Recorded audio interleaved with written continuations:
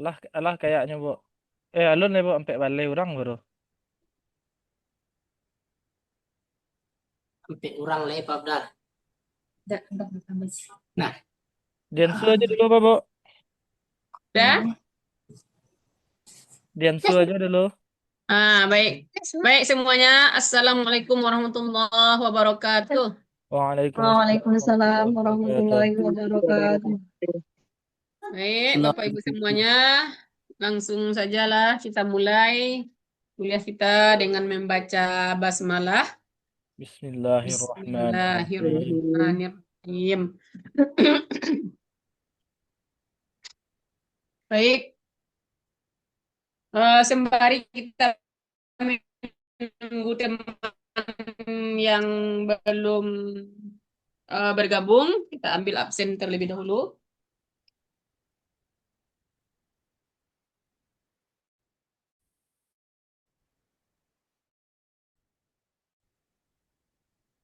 Bapak Ali hadir Bu. Mufadzri. Hadir ya. Hadir Bu. Assalamualaikum. Waalaikumsalam warahmatullahi wabarakatuh. Desra Afriza. Hadir Bu. Ini orangnya. Oke, Mbak Desra. Deti Yulia. Deti belum masuk. Hadir Bu, susah Mana buka. Deti? Hadir Bu, Nggak kedengaran sama Ibu, ah? Oh, hadir Bu. buka Maaf. layarnya. Mana pula Deti? Ini Bu. Oke. Oke, Deti. Bu izin sebentar ya Bu, ada tamu. Siap, boleh, boleh. Pak Izatul Mujahidah.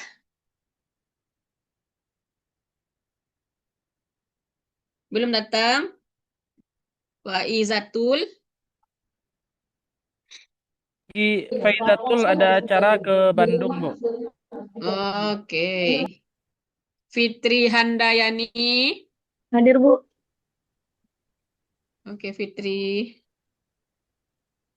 Jamaluddin datang di tanah air. Sedang salat subuh, Bu, di Ka'bah, Bu. Masya Allah. Mudah-mudahan nanti bergabung ya. Muhammad Afdal. Aulia Afdal. Hadir. Muhammad Taufik. Hadir Bu, lagi nikahan hadir Bu. Allah Akbar. Udah Wah, nikah. ampun Bu. Alah, yalah, yalah. Ya, Pak Taufik. Ibu Nur Hidayah. Hadir Bu. Di samping Pak Fajri. Ya Bu, ngasih sini Bu. Masih Bu.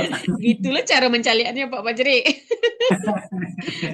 Kalau berdekatan kabur, kalau agak berjauhan, nah nampak ya. Ya Allah. Ibu Ro-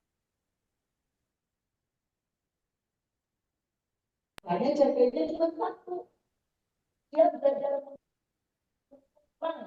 dan TK itu di Terpental bilang. rumah sampai SMA. Contohnya gini, cuma satu jam. Bu Wil Belajar tadi.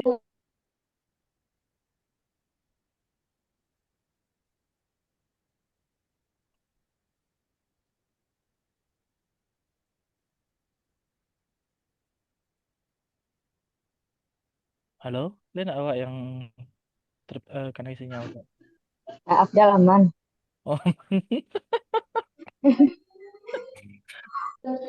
Nanti dibilang saya hadir ya. oke, oke. Siap Bu.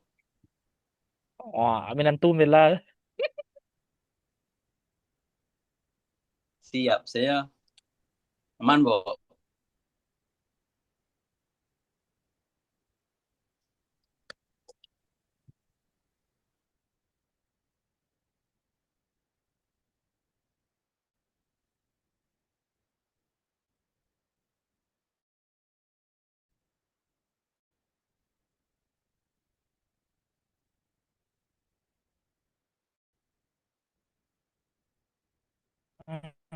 Mati, mati lampu di kampus kayaknya kok. Minum teh jus gak? Mabuk beko gak? Si Yoga tuh yang mabuk ini tadi itu. Bang. Bang, Bapak jadi. Ada minuman nampak. Ya, kenapa akan kalian minum kan? Nak Bu, minum. ibu kalau Awi minum, Bu. Ibu Rosida, kalau Awi minum.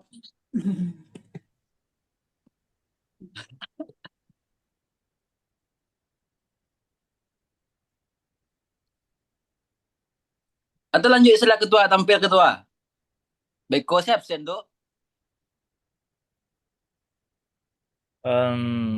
Atau di chat ibu tuh kan. Absen tuh kawan-kawan tanya lu masuk lah.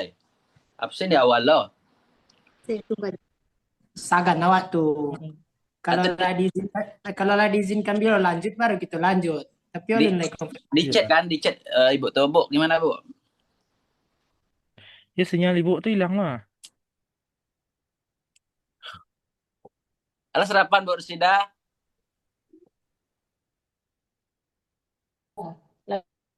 Lagi pelatihan. Lanjut. Pelatihan. Alhamdulillah.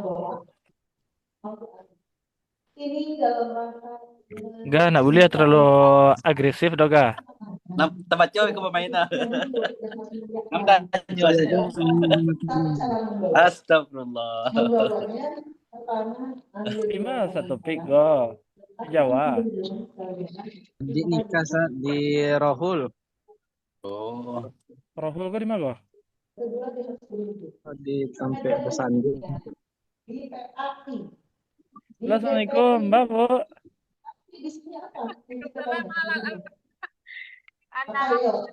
Topik akan toko ada. Oh, mati lampu di Taipei. Atau lah masuk ibu le? Lah nampak kan? Alah. Alah, Ibu Rashida. Hadir. Rita Siska. Hadir, Bu. Oke, Rita.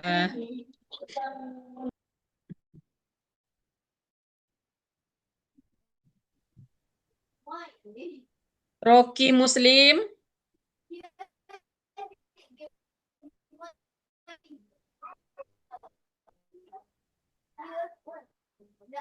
Rocky mana? Bung Rocky. Alun masuk. Udah ada suaranya Alun, Bu. Bung Rocky. Iva Fauzia. Hadir. Oh, lah itu.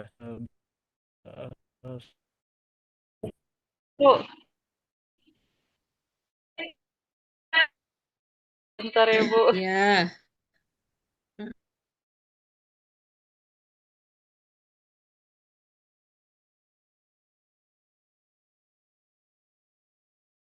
negatif, kreatif. Bila anak belajar secara formal, maka belahan otak kiri yang berfungsi linear, logis dan teratur amat dipentingkan dan perkembangannya, dan ini sering berakibat bahawa fungsi belahan otak kanan yang banyak digunakan dalam berbagai permainan yang diabaikan. Baik, selanjutnya yaitu rumusan masalah. Ya. Dari uraian ada 4 rumusan masalah. Yang pertama, bagaimana pengertian model kurikulum kontemporer. Kemudian yang kedua, bagaimana pengertian model kurikulum berbasis digital. Yang ketiga, bagaimana pengertian model kurikulum berbasis inklusif. Dan yang keempat, bagaimana pengertian model kurikulum berbasis global. Kemudian tujuan penulisannya. 1. Menjelaskan pengertian model kurikulum kontemporer, menjelaskan pengertian model kurikulum berbasis digital, kemudian menjelaskan pengertian model kurikulum berbasis inklusif, yang terakhir yaitu menjelaskan pengertian model kurikulum berbasis global. Masuk kita bab kedua, yaitu pengertian model kurikulum. Pertama, pengertian model kurikulum. Konstruksi yang bersifat teoritis dan dari konsep. Banyak model yang dapat digunakan di dalam pemilihan suatu model kurikulum bukan hanya didasarkan pada kelebihan, tetapi juga harus mempertimbangkan dengan sistem pendidikan dan sistem pengolahan pendidikan. Mana yang dianut serta model konsep pendidikan yang mana yang digunakan. Model pengembangan kurikulum dalam sistem pendidikan dan pengelolaan yang sifatnya berbeda dengan yang desentralisasi. Model pengembangan dalam kurikulum yang sifat subjek akademis berbeda dengan kurikulum yang humanistik. Menurut Robin S. Zen dalam Dakir, berbagai model dalam pengembangan kurikulum secara garis besar diutarakan sebagai berikut. 1. Model administratif. Model administratif disebut juga model garis atau top down dari atas ke bawah. Pengembangan kurikulum didasarkan sebagai berikut. Yang pertama, atasan membentuk tim yang terdiri atas pejabat teratas yang berwenang atau pengawas pendidikan, kepala sekolah dan pengajar inti. Kemudian tim merencanakan konsep rumusan tujuan umum dan rumusan falsafah yang diikuti. Kemudian dibentuk beberapa kelompok kerja yang anggotanya terdiri atas para spesialis kurikulum dan staf pengajar yang bertugas untuk merumuskan tujuan khusus, GBPP dan kegiatan belajar. Kemudian hasil kerja dari butir 3 direvisi tim atas dasar pengalaman atau hasil dari tryout. Hasil tryout yang dilakukan oleh beberapa kepala sekolah dan telah direvisi seperlunya, baru kurikulum tersebut diimplementasikan. Kemudian model dari bawah. Inisiatif pengembangan datang dari bawah atau para pengajar. Tim pengajar dari beberapa sekolah ditambah narasumber lain dari orang tua, siswa atau masyarakat yang relevan. Kemudian pihak atasan memberikan bimbingan dan dorongan. Kemudian yang terakhir untuk pemantapan konsep pengembangan yang telah dirintisnya lokakarya untuk input yang diperlukan. Kemudian yang ketiga, model terbalik. Model terbalik dikembangkan oleh Hilda Taba atas dasar data induktif yang disebut model terbalik. Karena biasanya pengembangan kurikulum didahului oleh konsep-konsep yang datanya dari atas secara deduktif. Sebelumnya melaksanakan langkah-langkah lebih lanjut, terlebih dahulu mencari data dari lapangan dengan cara mengadakan percobaan. Kemudian disusun dari teori atas dasar hasil nyata. Baru diadakan pelaksanaan. Langkah-langkahnya sebagai berikut. Pertama, mendiagnosis kebutuhan, merumuskan tujuan, menentukan materi, penilaian, memperhatikan antara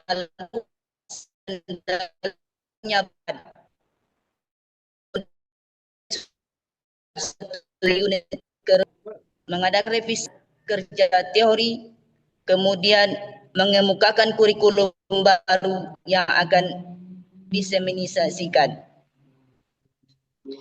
Kemudian yang kedua yaitu pengertian kurikulum. Secara kurikulum sering diartikan sebagai wadah seperangkat konsep tentang praktik pendidikan. Seperangkat konsep tersebut dibuat sebagai acuan dari berusaha menerjemahkan tujuan pendidikan sekaligus tujuan untuk pengembangan manusia suatu bangsa ke dalam konsep-konsep yang sistematis. Secara etimologis, kurikulum berasal dari dalam bahasa Latin, yaitu kurir.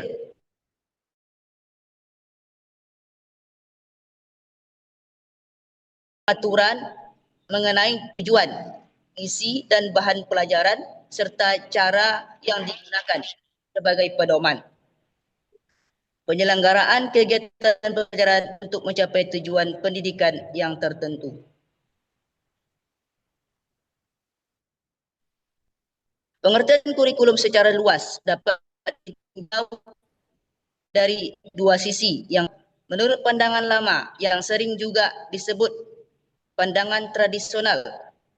Kurikulum adalah sejumlah pelajaran yang harus ditempuh murid dalam memperoleh ijazah,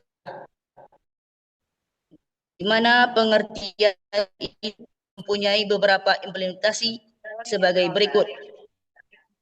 Pertama, kurikulum terdiri atas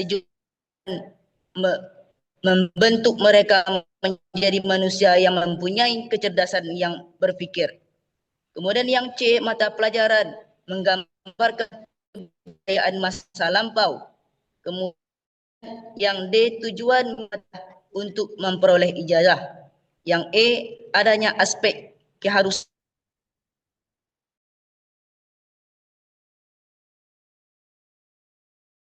kurikulum kontemporer. Pengertian kurikulum kontemporer. Kurikulum kontemporer merupakan suatu rancangan pendidikan yang menyesuaikan diri dengan kebutuhan masyarakat modern yang dinamis dan berbasis teknologi. Menurut Tilar, kurikulum kontemporer harus menjadi sarana pembentukan manusia Indonesia yang kreatif, produktif, dan berdaya saing global. Kurikulum kontemporer memiliki karakteristik yang fleksibel, relevan, dan adiktif terhadap perkembangan zaman. Model ini mengedepankan literasi digital, pemikiran kritis, kolaborasi, dan kemampuan komunikasi lintas budaya. Kita lanjut. Kita masuk ke model kurikulum kontemporer yang berbasis digital. Nah, landasan ini berkenaan dengan perkembangan ilmu pengetahuan dan teknologi serta seni. Teknologi pada hakikatnya adalah penerapan ilmu pengetahuan. Teknologi is application of science. Teknologi mengembangkan peranan penting dalam kehidupan budaya manusia.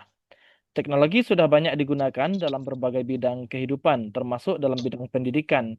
Tujuannya adalah untuk menciptakan suatu kondisi yang efektif, efisien, dan sinergis terhadap pola perilaku manusia.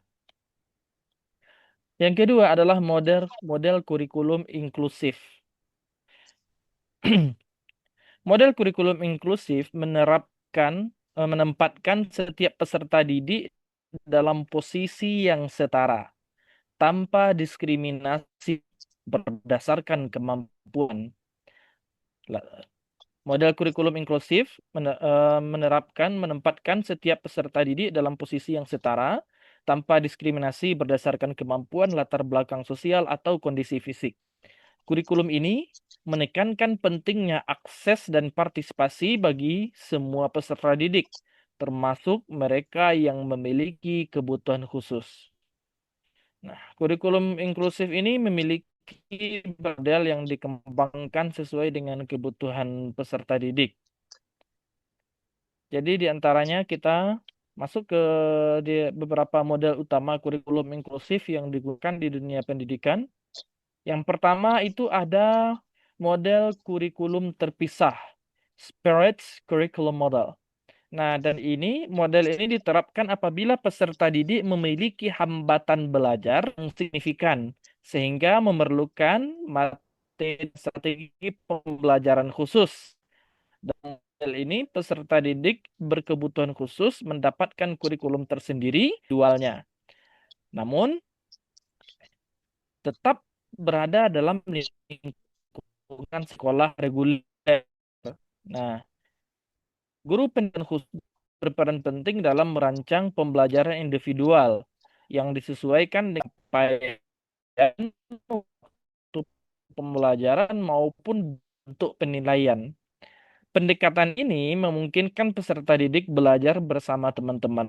Guru menggunakan berbagai materi seperti pembelajaran kooperatif, penggunaan media multisensorik, atau memastikan semua siswa dapat berpartisipasi aktif.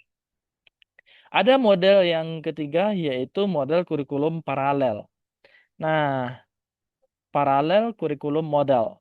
Nah, model kurikulum paralel ini memberikan dua jalur pembelajaran yang berjalan bersamaan. Satu berdasarkan kurikulum umum, satu lagi berdasarkan kurikulum khusus. Kedua kurikulum tersebut saling dapat mencapai kompetensi dasar yang relevan dengan potensi mereka. Kita lanjut ke model kurikulum berikutnya, yaitu ada model kurikulum integratif atau integrated curriculum model. Nah, model ini merupakan bentuk paling ideal dari kurikulum inklusif karena seluruh peserta didik, baik reguler maupun berkebutuhan khusus, belajar bersama menggunakan satu kurikulum yang sama. Penyesuaian dilakukan melalui pendekatan pembelajaran diferensiatif dan kolaboratif antara guru umum dan guru pendamping khusus. Model integratif menekankan prinsip kesetaraan dan partisipasi penuh seluruh peserta didik. Ada berikutnya model kurikulum kolaboratif. Kolaboratif kurikulum model. Model ini menekankan kerjasama antara pihak proses pembelajaran, termasuk guru umum, guru pendampingnya, adalah untuk menciptakan lingkungan belajar yang responsif terhadap kebutuhan individu siswa. Pendekatan kolaboratif ini memastikan bahwa keputusan pendidikan dibuat secara partisipatif dan didasarkan pada hasil asesmen komprehensif terhadap kebutuhan belajar setiap anak. Nah, itu beberapa model kurikulum inklusif yang digunakan di dunia pendidikan kita. Dan kelima model tersebut menunjukkan bahwa tidak bersifat tunggal, tetapi adaptif dan fleksibel terhadap konteks sosial serta kebutuhan peserta didik. Nah, pemilihan model harus mempertimbangkan kemampuan sekolah, sumber daya yang tersedia, serta tingkat kesiapan guru dalam mengimplementasikan prinsip inklusivitas. Terakhir, model kurikulum global. Nah, model kurikulum kontemporer yang globalnya. Model kurikulum global dapat sebagai rancangan kurikulum dalam tujuan, isi, metode, dan evaluasi pembelajaran. Model ini menekankan pentingnya keterkaitan antar bangsa, pemahaman lintas budaya, serta penguasaan keterampilan abad ke-21, seperti kolaborasi, berpikir kritis, dan literasi digital. Kurikulum global tidak hanya membahas konten akademik universal, tapi juga mengembangkan kesadaran peserta didik terhadap isu-isu global, seperti lingkungan, perdamaian, kesetaraan gender, hak asasi manusia, dan pembangunan berkelanjutan. Masuk ke ciri-ciri kurikulum global. Nah, ciri-ciri kurikulum global. Nah, yang pertama yaitu berorientasi pada kompetensi global. Yang kedua ada integratif dan interdisipliner. Yang ketiga berbasis teknologi informasi dan komunikasi atau TIK. Dan yang keempat mengutamakan nilai kemanusiaan universal secara menyeluruh. Yang kelima itu ada fleksibel dan adaptif. Model kurikulum global merupakan paradigma baru dalam pendidikan modern yang menempatkan peserta didik sebagai warga dunia. Kurikulum ini berupaya mengintegrasikan nilai-nilai global, teknologi, dan kemanusiaan dalam satu kesatuan yang holistik. Meski menghadapi berbagai tantangan, penerapan model kurikulum global menjadi salah satu hal yang penting menuju pendidikan yang lebih relevan dengan kebutuhan abad ke-21 ini. Penutup, kesimpulannya, kurikulum kontemporer merupakan inovasi dalam dunia pendidikan yang menggabungkan unsur digital, inklusif, dan global Nah, model ini tidak hanya meningkatkan kualitas pembelajaran, tetapi juga membentuk peserta didik yang adiktif, kompeten menghadapi tantangan abad ke-21. Terima kasih. Inilah presentasi kami di kelompok 3 tentang model kurikulum kontemporer yang berlandaskan digital, inklusif, dan global. Terima kasih. Kami kembalikan kepada moderator. Terima kasih kepada pemakalah yang telah memaparkan makalahnya di hadapan kita bersama. Selanjutnya sekaligus pertanyaan, silakan raise hand, dipersilahkan.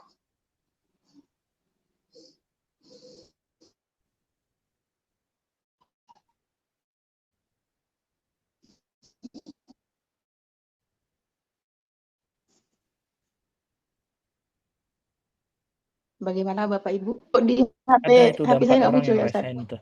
Coba ada yang kedua Ibu Fitri, ada yang ketiga Sa Limun, ada yang keempat Sa Yoga.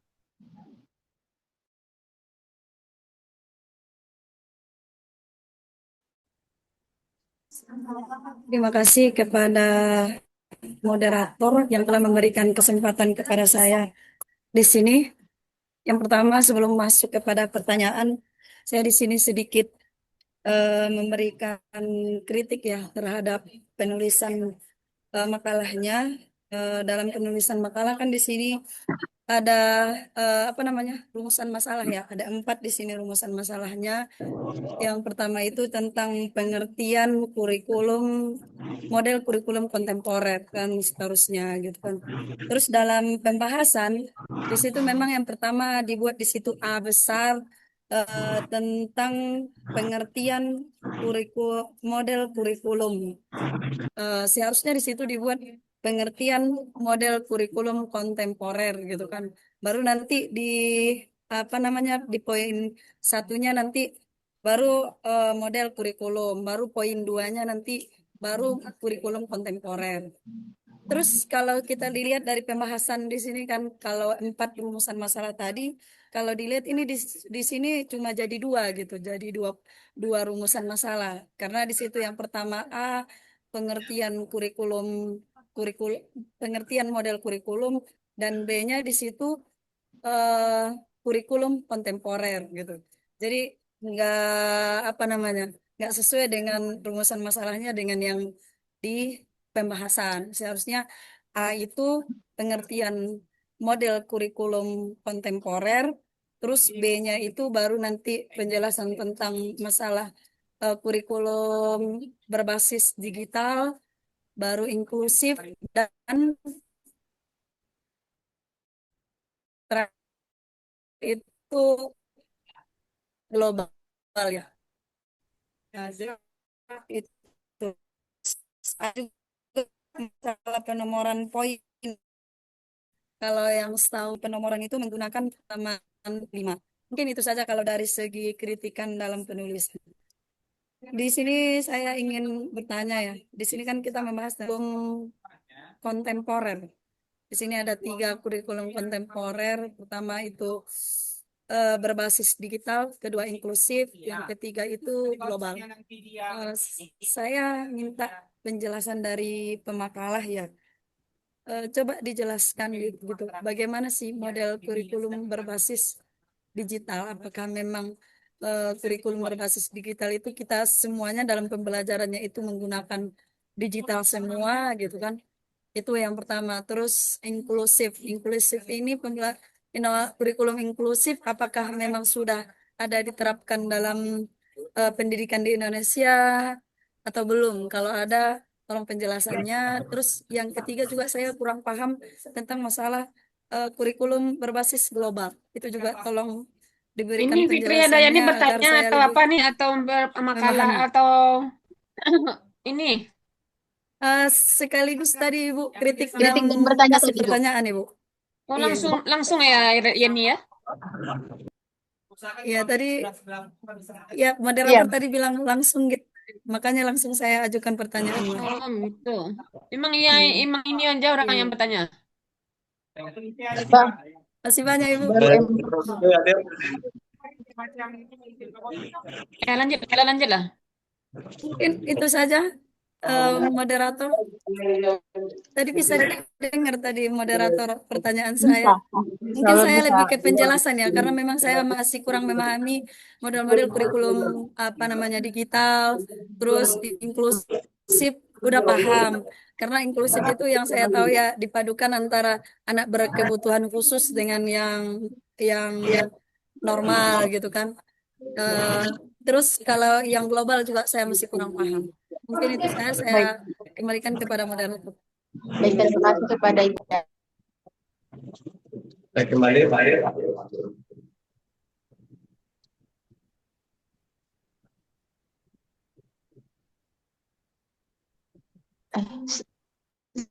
Baik, terima kasih kepada Ibu Fitri Handayani. Selanjutnya Ustadz Yoga dipersilahkan. Baik.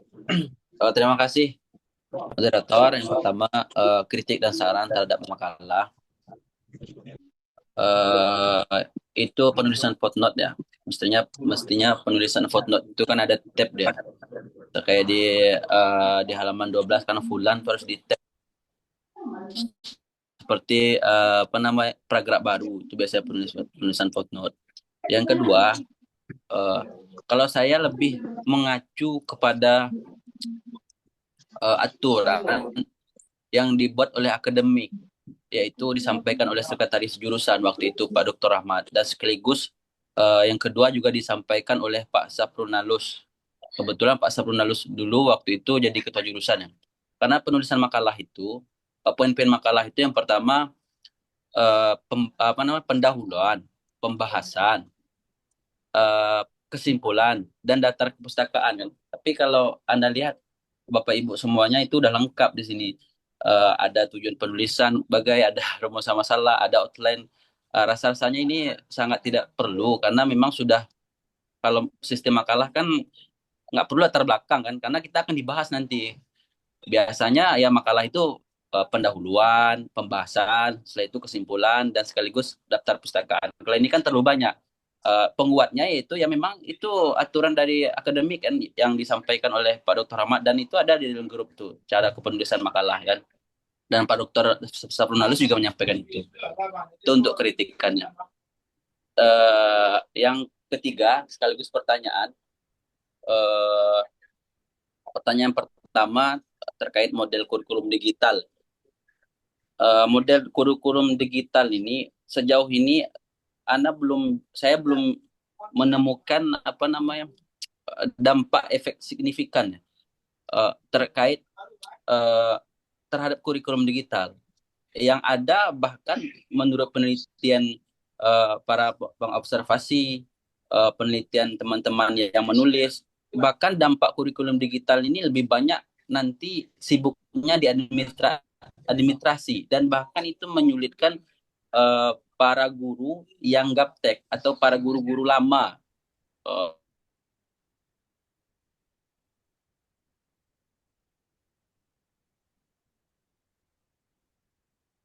Halo?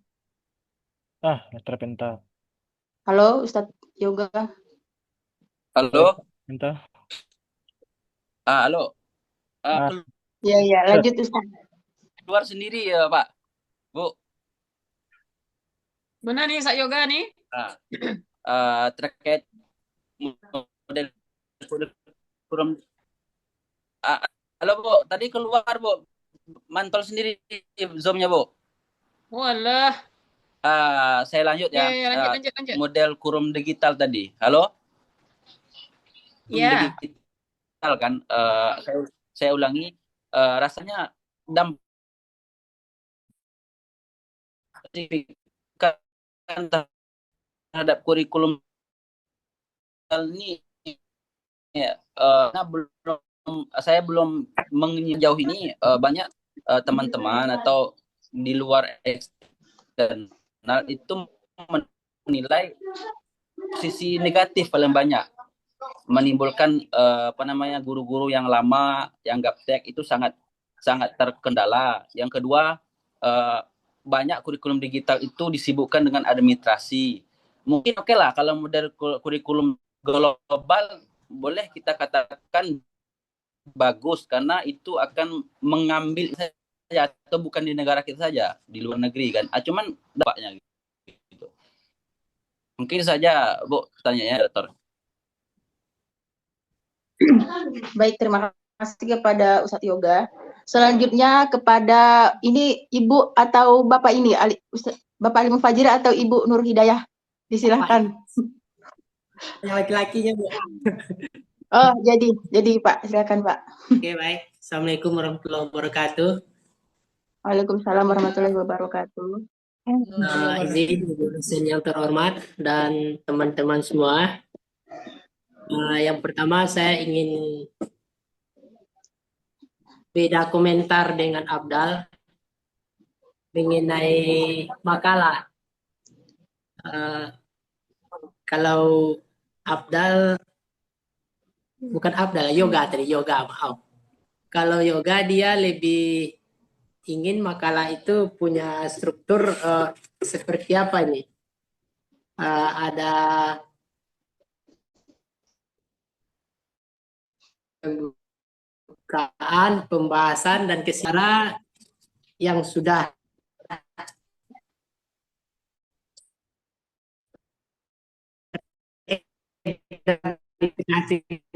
kita ada yang pakai bab-bab. Betul, Pak. Jadi sementara di ujung-ujung ujung kalimat dari Ustadz Rahmat atau Pak Dr. Rahmat dulu tuh tentang petunjuk makalah, itu di ujung kalimatnya ada kata-kata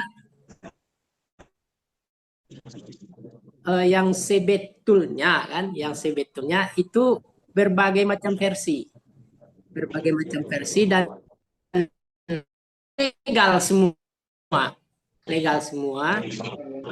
Dan sesuai dengan perkembangan itu kita banyak yang beranggapan makalah itu sifatnya situasional, sesuai keinginan dosen pada masing-masing bidang studi.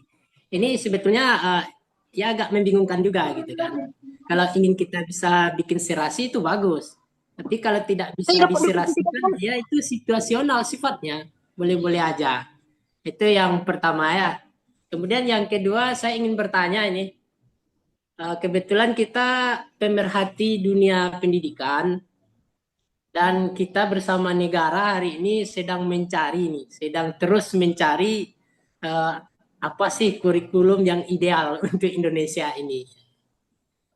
Dan pemakalah pertama tadi sudah memaparkan. Pemakalah pertama itu memaparkan ada 3 bentuk model kurikulum, ada model administratif dan model dari bawah, serta ketiga model terbalik oleh Hilda Tawa. Yang ingin saya pertanyakan pada makalah pertama, apa sih kelebihan dan kekurangan ketiga model kurikulum ini? Kemudian untuk penanya kedua, dia menyajikan ada kurikulum digital, ada inklusif, juga kurikulum global. Nah, pertanyaannya sama, apa kelebihan dan kekurangan masing-masing model kurikulum ini? Demikian pertanyaannya. Atas jawaban dan respon baiknya saya ucapkan terima kasih. Assalamualaikum warahmatullahi wabarakatuh. Terima kasih kepada Bapak Ali Mufajri. Baik, moderator, izin tadi. Ya, silakan Pak. Ya. Baik, ini singkat pertanyaannya ya. Untuk pertama untuk makalah untuk pemateri 2 ya, pertanyaannya. Yang pertama, tadi kurikulum inklusif menempatkan setara bagi peserta didik. Maksudnya kan di sini orang yang berkebutuhan khusus pun juga setara. Coba sebut maksudnya bagaimana cara menyetarakan itu. Gitu. Kemudian untuk bicara pertama tadi pertanyaannya tadi ada otak kiri, otak kanan ya. Jadi otak yang berkebutuhan khusus ini kiri atau kanan gitu, karena dia kan juga aktif gitu. Supaya bisa membedakan kita itu. Nah, mungkin itu saja. Assalamualaikum warahmatullahi wabarakatuh. Oh, Ustadz Rocky Muslim, boleh diulang lagi pertanyaannya? Putus-putus. Paham. Paham pemakalah? Oke. Baik. Dah. Selanjutnya bagaimana pemakalah langsung dijawab atau bagaimana? Pertanyaan yang mana dulu yang akan dijawab? Ustaz Desra dulu. Baik, kepada Ustadz Desra. Disilakan. Pertanyaan yang mana dulu nih, Ustadz?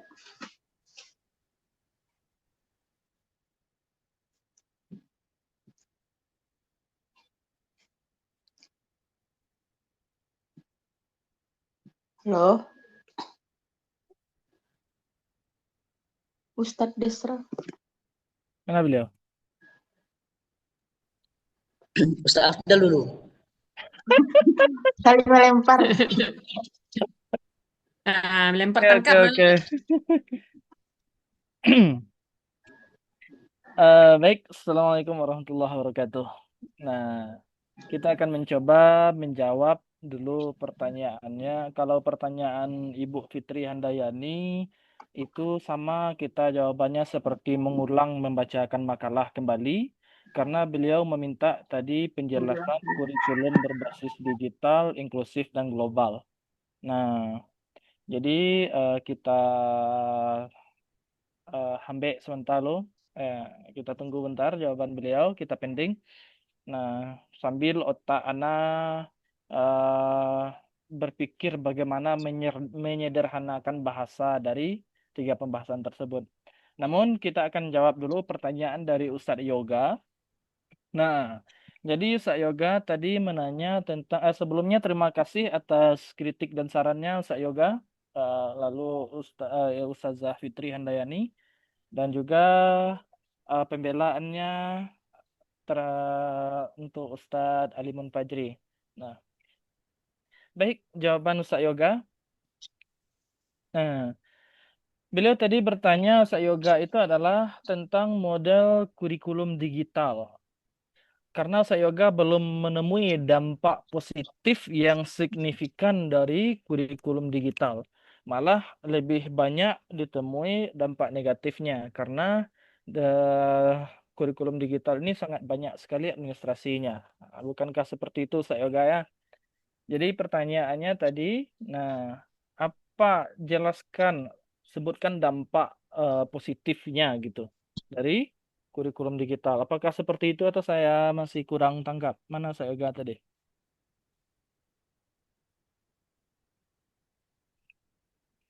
Lanjut ketua. Nah, Beko panik je menyalahin Beko orangnya nak dah. Nah. Oke, Ustadz Yoga. Nah, sebenarnya dampak positif dari kurikulum digital ini banyak sekali. Nah, apalagi sekarang contoh saya punya seorang teman itu yang sekarang mengelola Ma'had Ibadur Rahman di Pariaman. Nah, namanya Ustadz Putra Abu Harun. Nah, mungkin ada kawan-kawan sini yang kenal ini.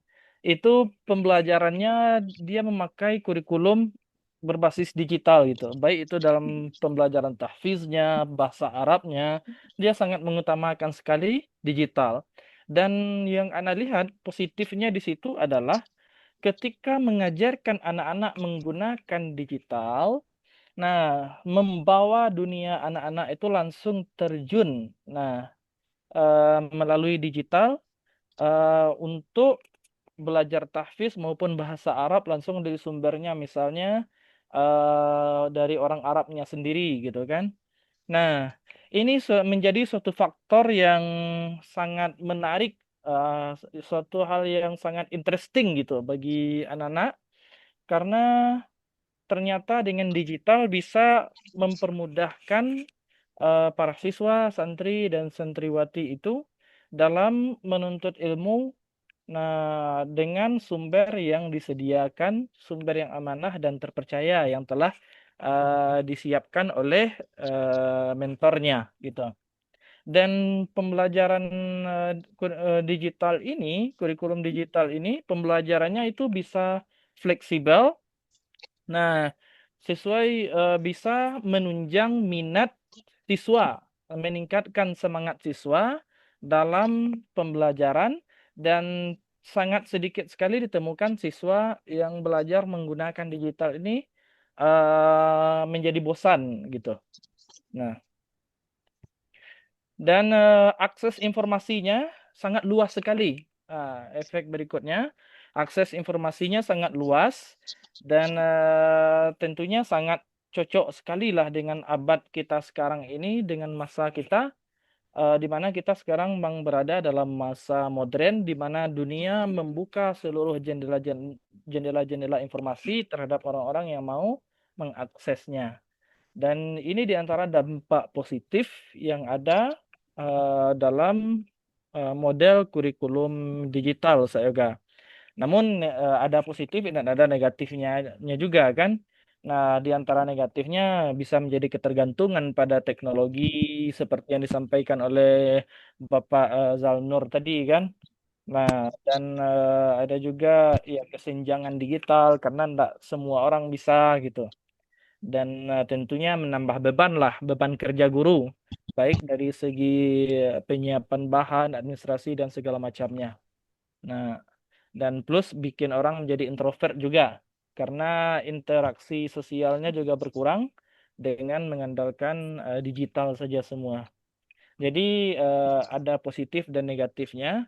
Dan kalau bagi Sayoga yang nampaknya negatif, mungkin itu yang sering dialami yang terasa berat ya. Tapi kalau kita lihat di sisi kacamata anak-anaknya, para peserta didiknya, mereka sangat senang dan sangat dimudahkan dengan kurikulum digital ini.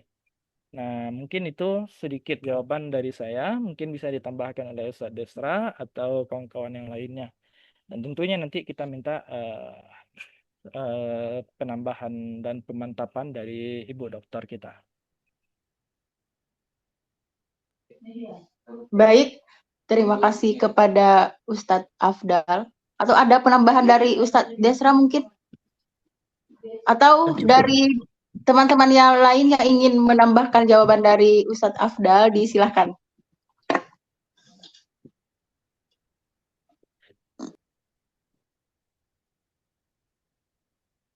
Udah cukup, moderator. Menghemat waktu, nanti Bu Dokter aja. Jadi Ustadz. Selanjutnya, pertanyaan dari Ustadz Alimun Fajri. Oke. Apa sih kelebihan dan kekurangan kurikulum tersebut ya Ustadz ya? Iya. Semuanya itu. Nah, Ustadz Alimun nih kalau nanya beliau nggak tanggung-tanggung juga. Ya. Diringkas ya Ustadz. Jadi silakan langsung saja Ustadz. Oke. Langsung saya jawab pertanyaan Ustadz Alimun yang ditanyakan. Tadi saya menjelaskan tentang 3 model kurikulum. Ada yang digital, ada yang inklusif, dan ada yang global. Baik, Alimun, hadir Ustadz Alimun. Nah, Hadir, Pak Afdal. Jadi kalau untuk yang digital tadi saya sudah juga menjelaskan dari pertanyaannya Ustadz Yoga tadi ya. Nah, kita masuk ke kurikulum inklusif. Kelebihan dari kurikulum inklusif ini adalah di mana dalam kurikulum inklusif itu setiap anak mereka mendapatkan hak belajar yang setara gitu. Nah, di mana kurikulum inklusif ini tadi memiliki ada banyak model sih. Cuman yang Ana buat tadi, yang Ana masukkan ke makalah ada 5 model. Ada terpisah, modifikasi, kurikulum paralel, kurikulum integrated, dan kurikulum kolaboratif. Di mana kelima cabang model dari kurikulum inklusif ini bertujuan adalah agar setiap anak itu memperoleh pendidikan yang setara gitu. Nah, dan karena setiap peserta didik itu ada berbagai macam bentuk, ada yang anak yang normal, ada anak yang berkebutuhan khusus.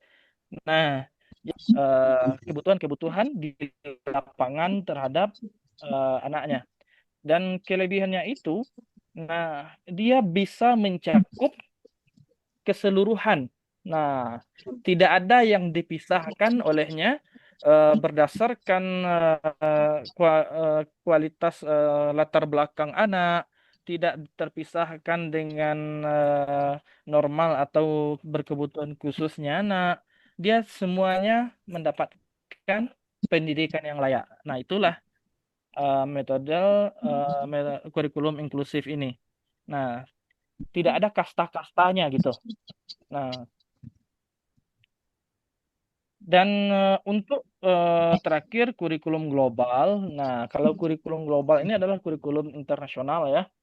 Seluruh dunia bisa pakai. Nah, artinya yang ada di Inggris, Amerika, kita juga bisa pakai di Indonesia. Inilah kurikulum global, di mana kurikulum ini dapat diartikan sebagai rancangan kurikulum yang mengintegrasikan dimensi internasional ke dalam tujuan.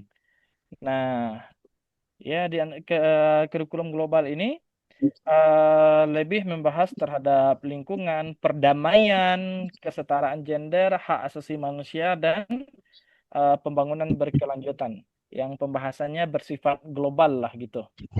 Nah, dan kekurangan dari masing-masing kurikulum ini, kalau kita lihat, sebenarnya untuk kurikulum-kurikulum yang diatur ini tentu tidak ada kesempurnaan, ada positif dan ada negatifnya gitu.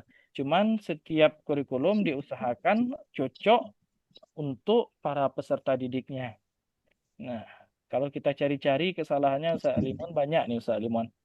Nah, tapi bagaimana kita memanfaatkan kurikulum ini begitu betul-betul bisa dipakai dan menunjang prestasi anak-anak, meningkatkan kualitas peserta didik dalam menuntut ilmu.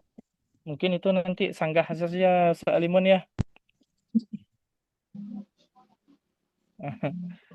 Oke, kalau ada tambahan Ustaz Desra silahkan. Oh ya, Ustaz Desra juga ada pertanyaan tadi dari Ustaz Limon ya. Iya, Oke, langsung saja baik. Pak. Izin moderator. Ya, Ustaz. Baik, tadi saya menjelaskan yaitu model administratif, kemudian model dari bawah, kemudian model terbalik. Ya. Baik, model yang pertama yaitu model administratif.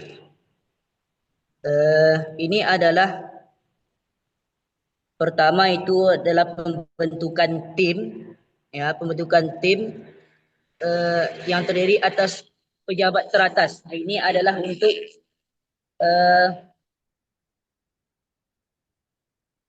pegawai pendidikan, ya, dari dinas pendidikan, kemudian dari kepala sekolahnya, kemudian turun kepada majelis guru.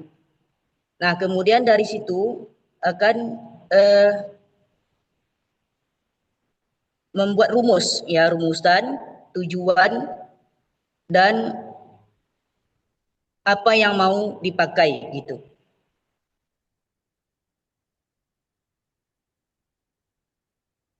Apa yang mau harus dibuat dari kurikulum tersebut.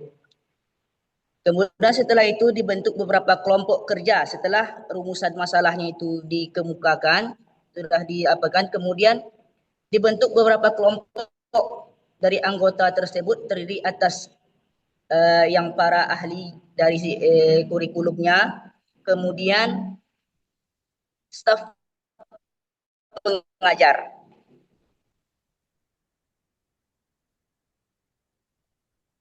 Nah, kemudian dari tersebut maka nanti akan di try outkan, diuji cobakan apakah ini bisa dilaksanakan ataupun tidak. Kemudian yang selanjutnya yaitu model yang kedua yaitu model dari bawah. Ini adalah ini dari gurunya, dari pengajar kurikulum, kemudian tim pengajar dari beberapa sekolah ditambah narasumber, maka ini dari gurunya, kemudian ditambah lagi dari narasumber dari orang tua, kemudian masyarakat yang relevan. Nah, kemudian dari situ akan guru-gurunya itu akan diberi bimbingan untuk melaksanakan kurikulum tersebut.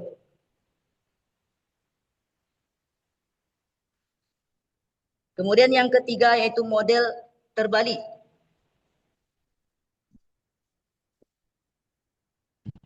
Itu adalah yang pertama itu mendiagnosis kebutuhan, merumuskan, menentukan materinya dulu, ditentukan materinya, kemudian nanti ini cocok nggak diterapkan di sekolah tersebut. Nah, kemudian mengadakan uji coba, kemudian direvisi, dan kemudian disusun kerangka kerja teori tersebut dan mengumumkan kurikulum baru yang akan diseminasikan. Nah, itu jawaban dari saya. Mungkin ada tambahan dari kawan-kawan, silahkan. Kami berikan kembalian kepada moderator.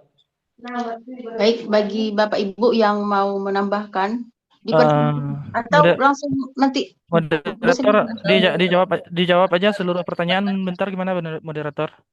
Oh baik, silakan Ustadz. Karena ada pertanyaan yang belum terjawab.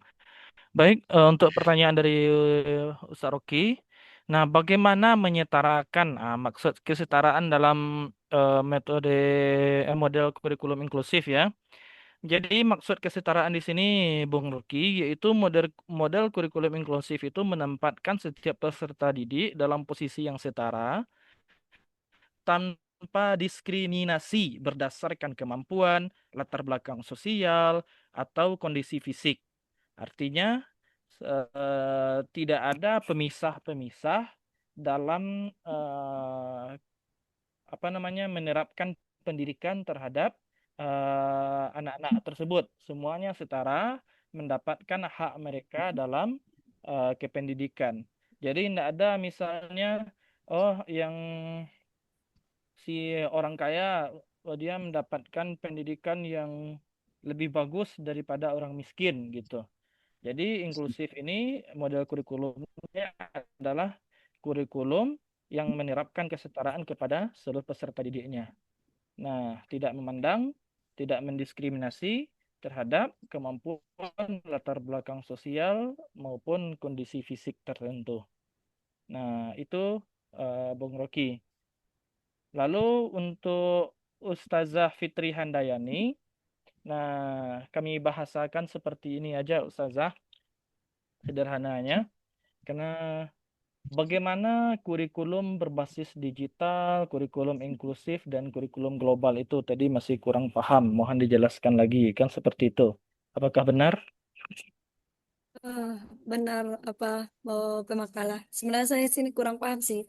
Maksudnya kurikulum berbasis digital ini apakah semua kurikulum itu dalam proses pembelajarannya itu menggunakan semuanya serba digital atau gimana gitu. Nah, itu Ya. lebih ke situnya. Oke. Jadi kurikulum yang kami pahami nanti bisa mudah-mudahan ditambahkan oleh kawan mau atau langsung kepada Bu Dokter.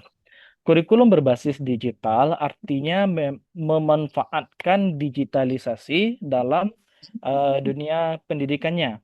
Nah, apakah itu termasuk proses belajar mengajarnya atau administrasinya dan segala macamnya, termasuk media-media ajarnya juga digital. Nah, gitu. Jadi,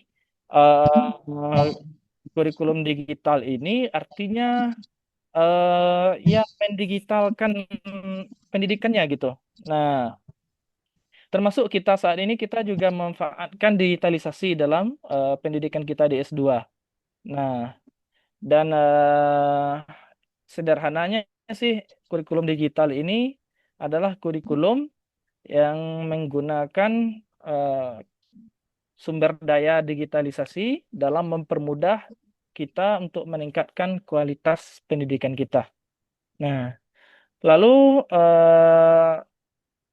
kalau dampak efek positif dan negatifnya tadi sudah dijawab pada pertanyaannya Ustaz Yoga, dan tentunya kalau dengan digital ini semuanya serba mudah, tapi banyak kita yang menjadi orang yang kosong jadinya gitu. Al ilmu fis sudur la fil digital kan. Nah, jadi eh, jadikan kurikulum digital ini hanya sebagai asisten pembantu kita, tapi bukan sebagai landasan kehidupan pendidikan kita. Itu sih kalau menurut Ana.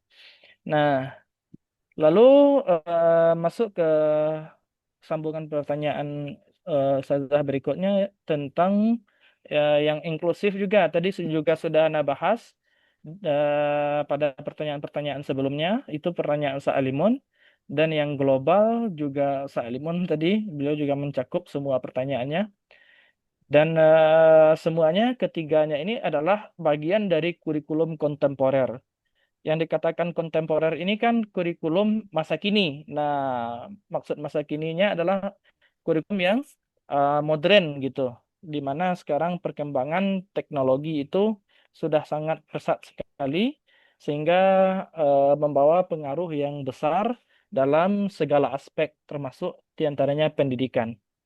Nah, itu kita kembalikan kepada moderator. Kalau ada sanggahan dari para penanya semua, silahkan. Ya. Mungkin Kak Rita mau menambahkan kayaknya. Moderator menanggapi. Kalau para guru-guru bentuknya agak tinggi sinyalnya di situ mata kuliah kurikulum. Enggak. Bukan Ustaz Afdal. Dari tadi kan pembahasannya tentang kurikulum ya kan. Sedangkan ini kan model gitu ya.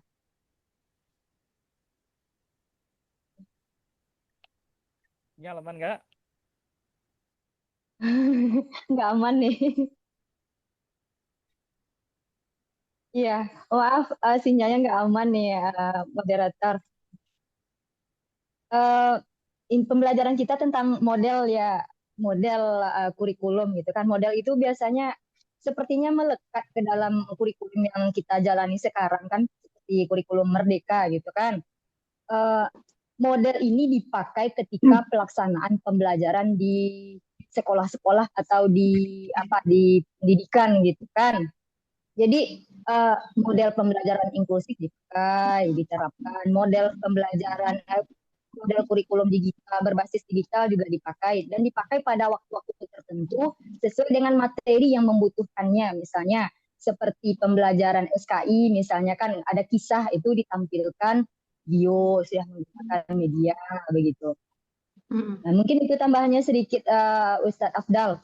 Sebab rasanya dari tadi kok terpisah, apa saya nggak paham gitu kan konsepnya gitu. Rasanya terpisah kurikulum dengan model. Tapi sebenarnya kalau yang saya tahu tuh model itu di dalam kurikulum gitu.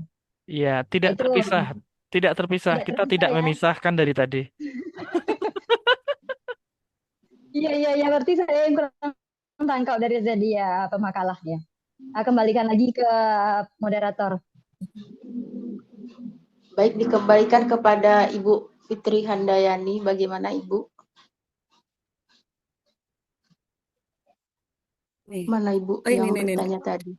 Terima kasih kepada moderator dan pemakalah dan juga yang menambahkan. Ya sebenarnya tadi juga saya sebenarnya masih kurang paham ya, makanya tadi bertanya kurikulum digital inklusif ini satu kesatuan nggak dengan kurikulum Merdeka. Akhirnya mungkin tadi udah dijawab oleh Kak Rita ya.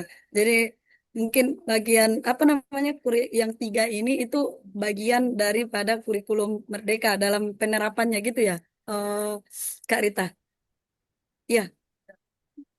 Kalau menurut pemahaman kakak iya Fitri, Iya, tapi tanya soalnya lagi ke iya memang pemakalah. kalau kayak gitu udah mulai paham saya. Soalnya tadi mulai dari saya baca makalahnya ini pembelajaran digital ini, kurikulum digital ini kayak mana? Apakah semuanya sekolahnya itu memakai digitalisasi semuanya dalam pembelajarannya semuanya gitu. Itu yang saya pikirkan ketika saya baca kurikulum berbasis digital gitu. Tapi kalau seandainya disatukan dengan kurikulum apa namanya tadi kurikulum merdeka gitu kan. Dalam proses pembelajarannya kita menggunakan digitalisasi kayak apa namanya menggunakan apa namanya itu Infokus gitu. Itu bisa saya pahami. Terus eh, terima kasih lah atas penjelasannya semuanya. Mungkin di sini saya yang kurang paham tentang global sih di sini. Kalau dari penjelasan Ustaz Abdal, saya udah mulai memahami, mulai dari pertanyaannya juga dijawab dengan jelas gitu. Jawabannya jelas sekali gitu, mulai dari awal sampai akhir gitu. Cuma yang mungkin agak mengambang di sini dalam pikiran saya global, karena memang di sini rasa saya kurikulum global ini kayak penjelasannya di sini terlalu tinggi ya, ada kata-kata internasional gini di sini gitu. Mungkin kalau memang nggak ada tambahannya, mungkin nanti akan lebih dijelaskan oleh Ibu dosen. Terima kasih atas semuanya. Saya kembalikan kepada moderator. Baik, Bapak Ibu semuanya. Saya rasa pertanyaan semuanya udah terjawab ya. Atau nanti ada yang ingin dipertanyakan lagi? Sanggahan dari Ustaz Alimun kayaknya ada itu. Bila Ada udah ya, Ustaz? senyum. Masalahnya nggak muncul di HP saya, Ustaz. Yang resen itu. Silakan, Ustaz. Baik, terima kasih atas kesempatannya. Jadi setelah mendengar uraian dari pemakalah, bisa ditarik kesimpulan bahwasanya kurikulum yang baik itu adalah kurikulum yang direncanakan dan disusun secara adaptif dan dinamis, serta bisa dilaksanakan untuk mencapai apa yang menjadi tujuan. Jadi Bu Fitri, rupanya kita tidak boleh pilihkan semuanya. Masuk digitalnya situ, dan lain-lainnya gitu. Indonesia sampai hari ini nggak pernah netapkan kurikulum itu untuk sekian lama itu Bu Fitri. Karena dia harus adaptif.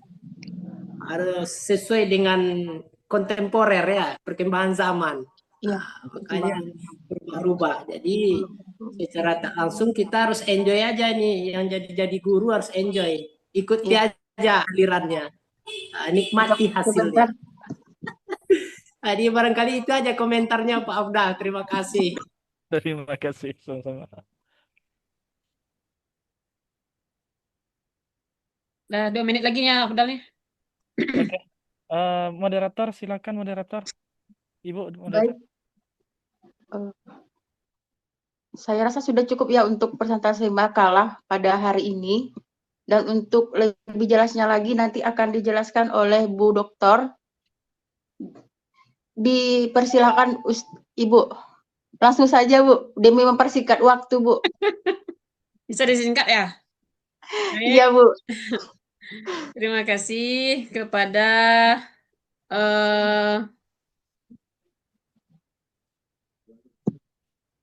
pemakalah dan juga kepada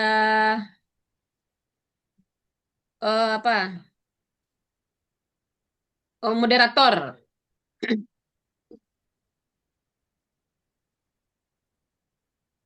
Nampak apa Ibu?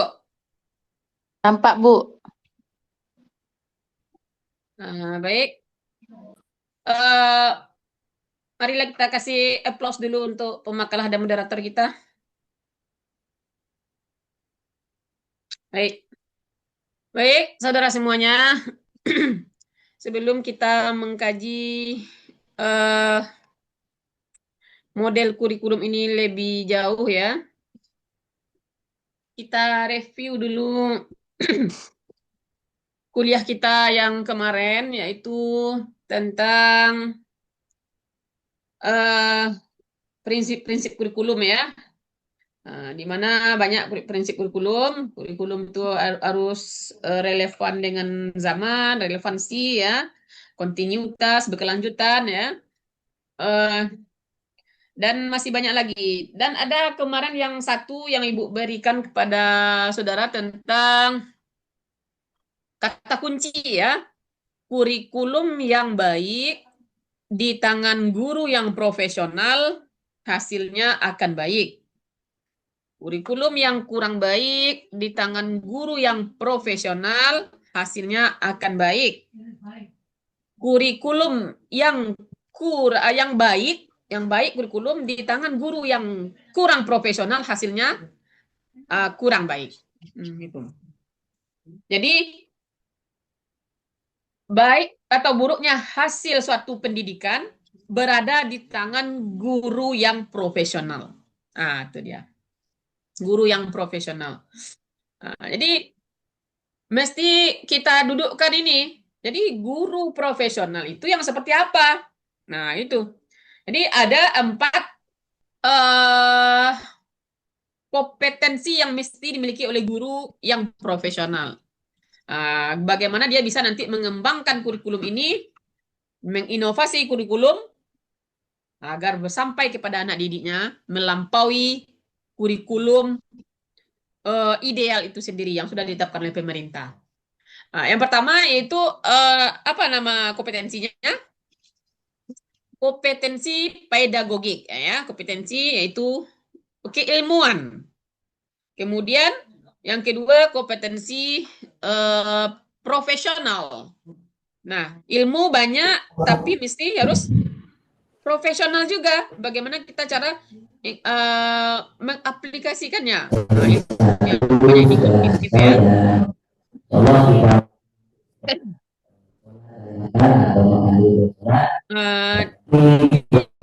dimatikan dulu Ustaz Jamal ya. Sudah, Bu. Apanya? Udah. Jadi yang ketiga itu kurikulum kompetensi sosial, dan yang terakhir kompetensi kepribadian, di mana seorang guru mesti bisa menjadi contoh teladan bagi anak didiknya dalam hal apa saja. Itu. Jadi baik buruknya hasil suatu pendidikan berada di tangan guru profesional. Kita bisa nak menjadi guru profesional itu. Itu yang mesti menjadi tantangan buat kita. Bagaimana kurikulum kontemporer ini, baik atau tidaknya, jalan atau tidaknya kurikulum kontemporer ini berada di tangan guru profesional. Mari kita lihat Bapak Ibu semuanya. Apa itu yang dimaksud dengan kurikulum kontemporer? Yaitu kurikulum yang dirancang dengan mempertimbangkan perubahan sosial, budaya, teknologi, kebutuhan peserta didik di era modern. Ini dia. Dia punya pendekatan yaitu dinamis, relevan, dan transformatif terhadap perubahan. Ini Bapak Ibu semuanya. Yang akan membawa inovasi terbaru itu, akan membawa perubahan itu adalah guru. Jadi mesti dirancang. Mesti dirancang terlebih dahulu. Bu, Itu dia, Pak. yang Ibu buka PowerPoint ya, Bu? Ya, ini apa nih? Itu yang keluar di sini itu, Bu. Apa namanya? Gambaran explore-nya, Bu. Yalah, gimana nih? Gue dulu.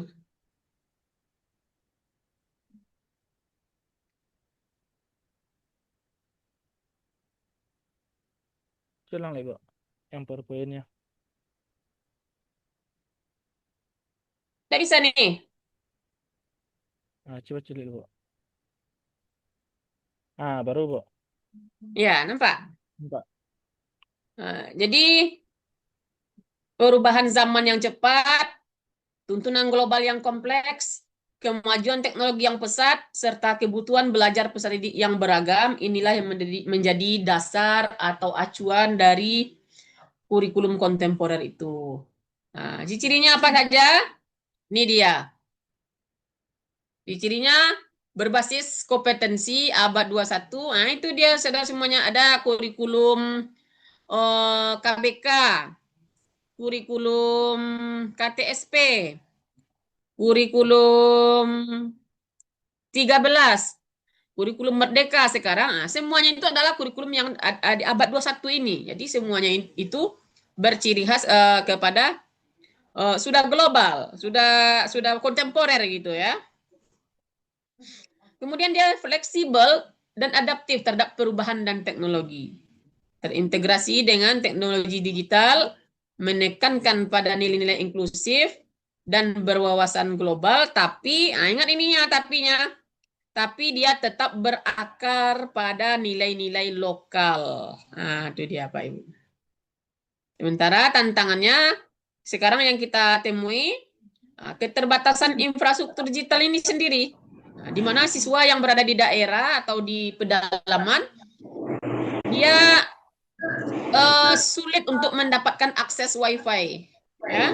Kemudian guru pun kurang mendapatkan pelatihan. Apalagi guru-guru yang sudah umur 50-an ke atas itu udah gaptek itu ya. Ada susah dalam ininya. Kemudian masih kuatnya sistem evaluasi berbasis hafalan. Siswa lebih fokus menghafal daripada memahami. Kemudian adanya resistensi terhadap perubahan yang konservatif. Guru senior yang terbiasa dengan ceramah, lebih nyaman memakai ceramah daripada menggunakan sistem-sistem digital itu, ya.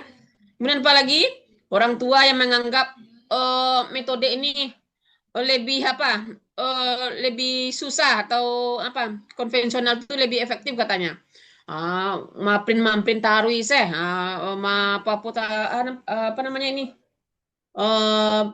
habis seperti di mamprin zoom ke zoom saya. Jadi orang tua yang kolot lah istilahnya ya Pak Ibu semuanya ya.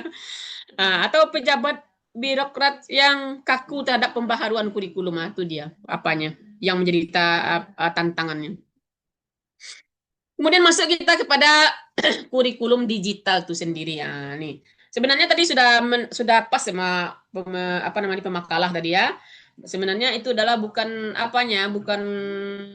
metode ini pakai semuanya. Sebenarnya itu perpaduan, betul tuh pemakalah tadi ya sudah memberikan jawaban bahwasanya perpaduan. Kita tidak menggunakan semuanya digital.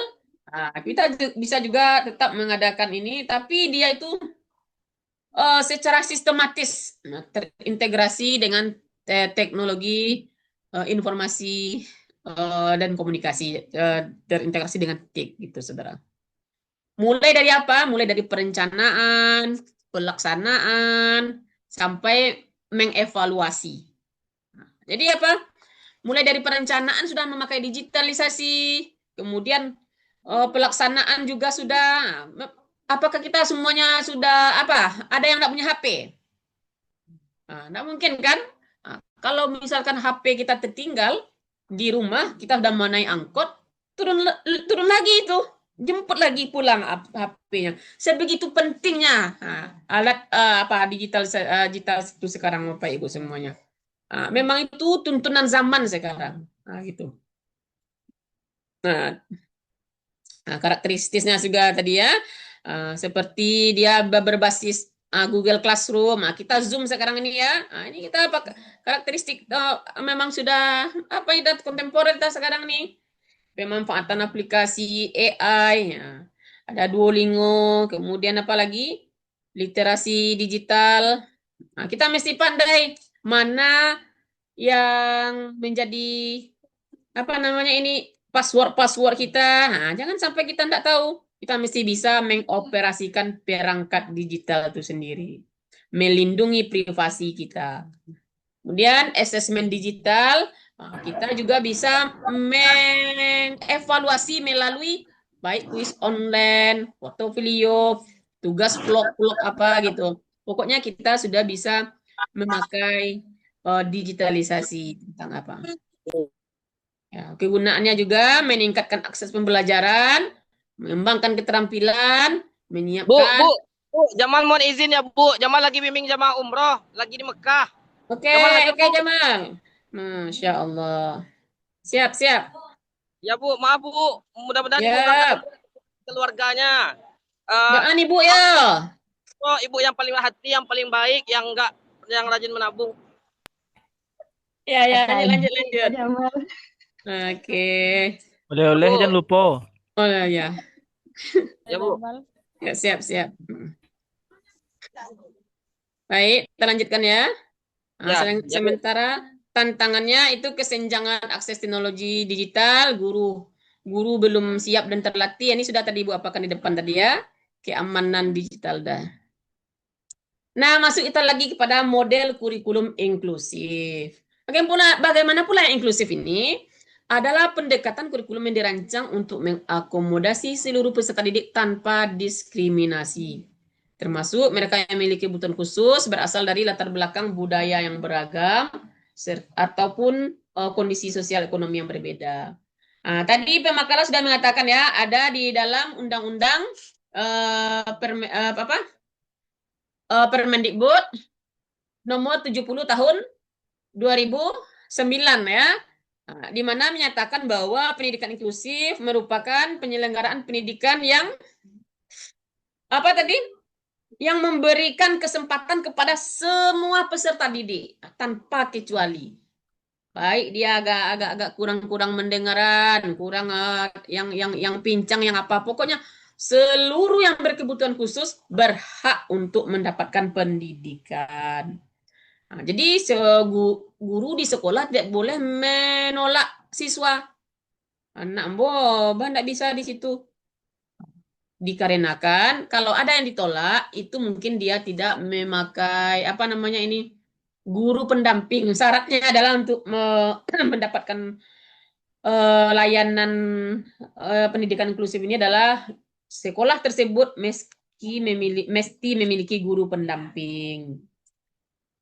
Atau kalau tidak ada guru pendamping, kita orang tua dari anak kita boleh kita duduk di dalam kelas. Jadi tidak ada alasan sekolah untuk tidak menerima anak-anak yang berkebutuhan khusus. Begitupun di kampus kita sendiri, saudara lihat kan di kampus Taipei ini ada teman-teman kita yang agak berkebutuhan khusus kan? Itu kita inklusif. Kita inklusif itu ya. Dan sudah menerapkan pendidikan kurikulum inklusif kita. Dia butuh bimbingan yang lebih.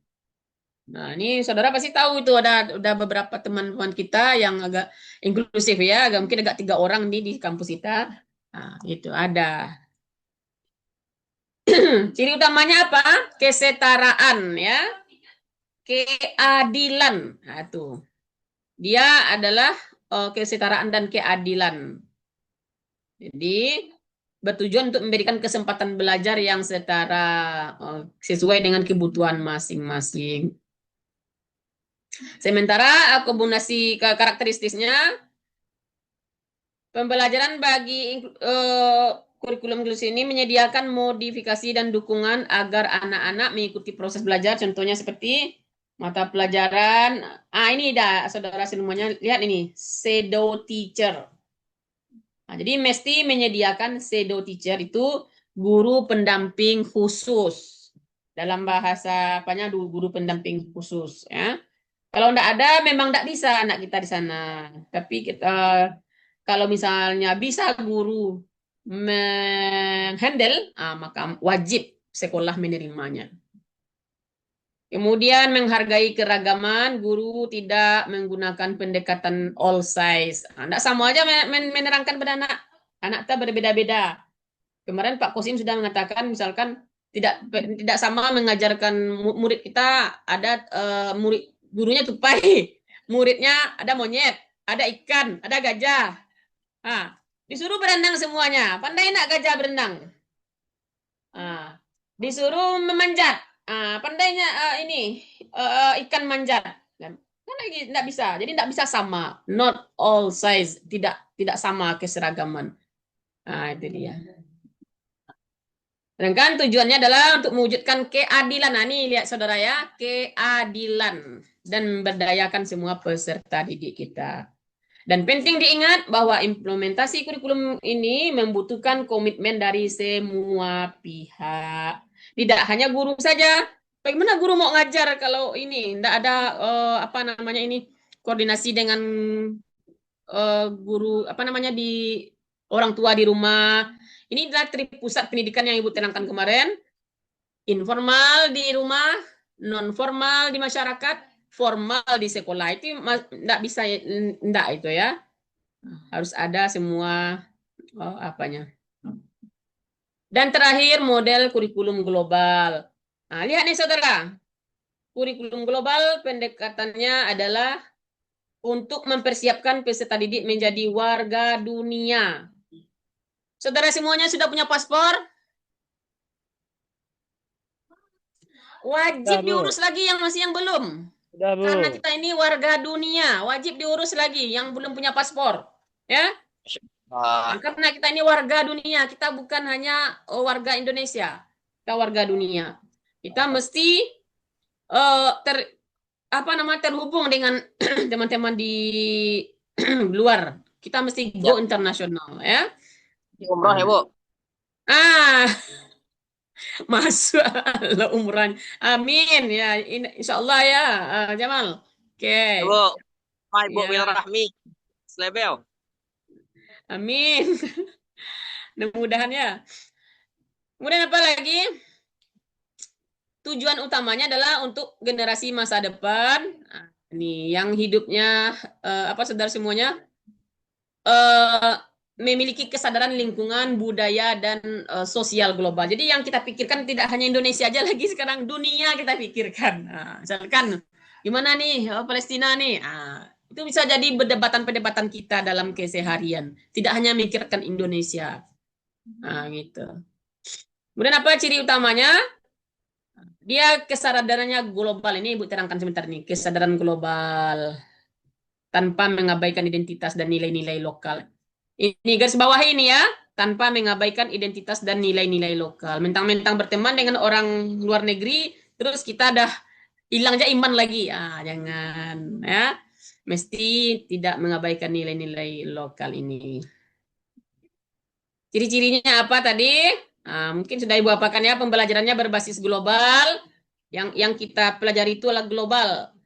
Kemudian ada nih satu lagi, fokus pada bahasa asing.